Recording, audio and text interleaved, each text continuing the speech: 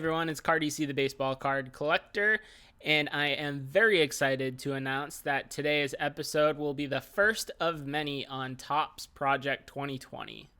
If you haven't heard about Topps' Project 2020 yet, they have asked 20 different artists to reimagine 20 of Topps' most iconic cards.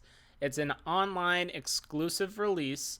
They're releasing 2 cards every weekday, and they're available for 48 hours apiece. Now, at the time I've recorded this video, there's about 46 cards that have been released, but there really isn't too much content out there about the artists, the cards, or everything else that Project 2020 is bringing to the table. So that's where I thought I would step in. On today's video and for the rest of the series, what I'm going to be doing is I'll be giving some background information on each one of the artists. We'll be diving deep into each one of the iconic cards that are featured. We're going to look at market prices and print runs on each of these cards, and then we're going to answer some questions from the community. Today being the first episode, we're going to skip the question part and focus more on introducing Topps Project 2020 for you, but we got a lot of cool information in here. You guys are going to want to stick around. So on today's episode, our first artist is going to be Blake Jamieson, and our first iconic card is the 1969 Topps Nolan Ryan. If you enjoy the content I'm putting out for this series, make sure to hit that thumbs up button and subscribe if you haven't already. Without further ado, here we go.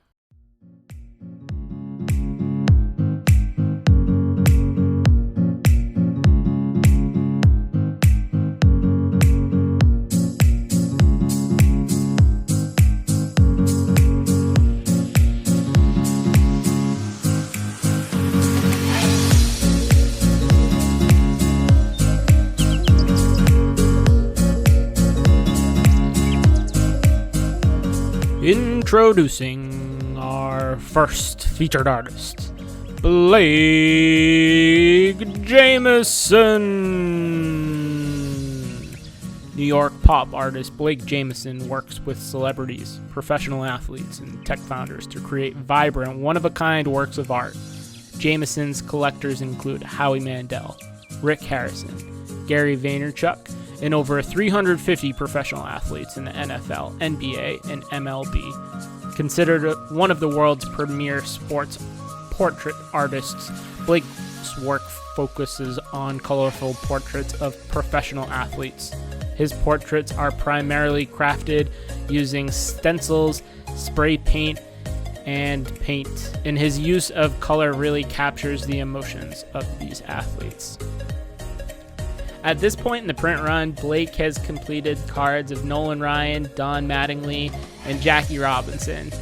Outside of Project 2020, he has completed commissioned works for megastars such as Drew Brees, Zion, and Cam Newton. What makes Blake unique amongst the other Project 2020 artists is he live streams his paintings every night at 10:23.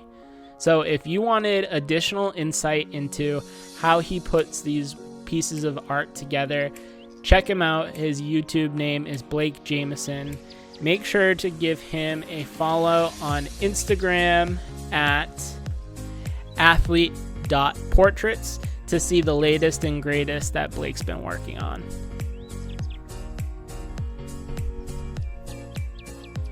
What better way to introduce our featured card for the episode than to show everyone Blake's take on the 1969 Nolan Ryan.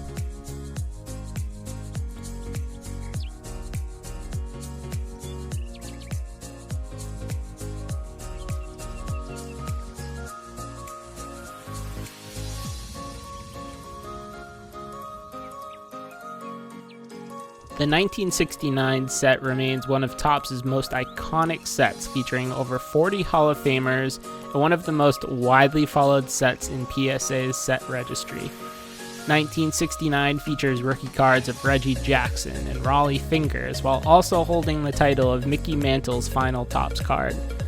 As iconic as the Reggie Jackson rookie card is, this set is equally recognized for its second-year cards of two superstars, Johnny Bench and Nolan Ryan.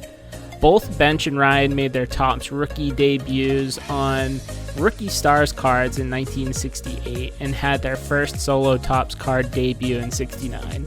So what makes Ryan's 1969 card worthy of inclusion in Project 2020? Well, to start off, this is the year that a young Ryan would help lead the amazing Mets or Miracle Mets to a World Series championship, and would be the only World Series win of his storied 27-year career. This card became a lot of collectors' go-to Nolan Ryan card after his 68 rookie shot up in price, and the 69 card still rivals his rookie today. As Mike Payne had described in his 300 Great Baseball Cards of the 20th Century book, it looks like Ryan is reaching out to touch the photographer. After all, he didn't just pitch the ball, as we can clearly see the ball is still in his glove. The white and yellow text on the purple circle in the top right corner really make his name and position pop and work well to bring the card together. You also have Nolan Ryan getting as close to a smile as you will in any of his Topps releases. This is the 1969 Topps Nolan Ryan. And now for something completely different. So now that we've talked about our featured artist and featured iconic card, let's hop into some of the print run and secondary price data. Here we have the print run by original card, and the 1993 Derek Jeter card is firmly in the lead right now, with Mike Trout a close second with 16.1K. And you can see the print runs of each specific card and the artist over here. So feel free to pause the video if you wanted to take a closer look at this information. I expect that at the end of Topps Project 2020, the average print runs will be ranked number 1, Mike Trout, number 2, Derek Jeter, number 3, Ken Griffey Jr., with everyone else being a distant 4th and beyond. But some solid numbers here. This data will be more impactful as we continue to, or as Topps continues to release cards and we get more information on print runs and the secondary market for these cards mature a little bit. So here we look at print runs by artist, and this is going to be skewed by any artist that has produced a Trout or Jeter card. So Andrew Teal is in first right now with 14.6K. He's got a Trout and a Mays out there, followed by King Saladin, whose Jeter crushed it at almost a 10K print run. I think that was the first Jeter that came out. So it was a little bit of pent-up hype for Jeter, or pent-up demand, followed by Matt Taylor and this episode's featured artist, Blake Jamieson. So that's where we're at with the print runs by artist. We got a high-level secondary market price by artist and by featured card here as well.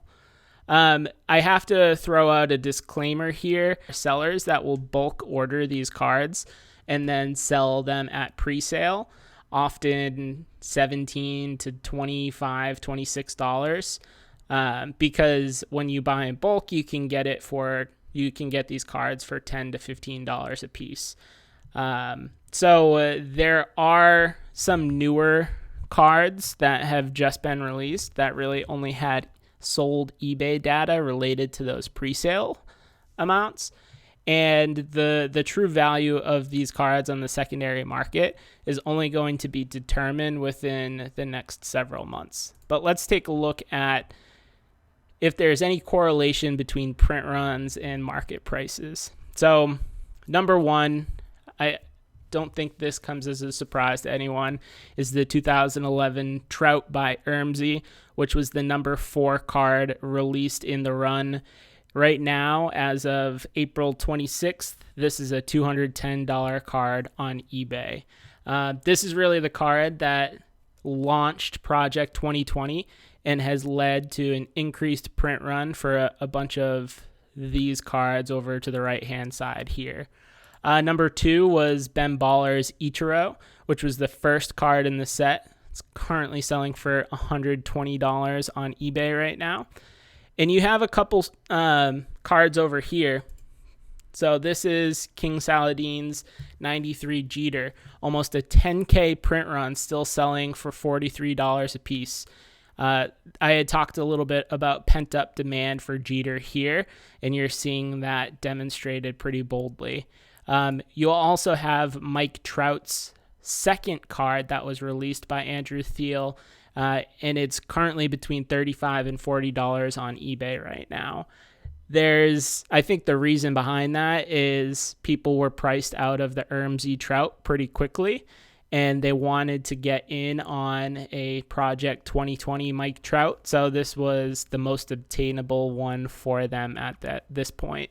So it'll be interesting to see what these prices do as more and more cards are released for these players, but we're going to be tracking it here for you, everyone. So that's all we have for today's video. Let me know in the comments below which artist and which iconic card you would like to see featured next. And if you have any burning questions about Project 2020 you'd like to have me answer on the next episode, leave that down there as well. Till next time, I'm Cardi-C, the baseball card collector. We'll catch you guys later.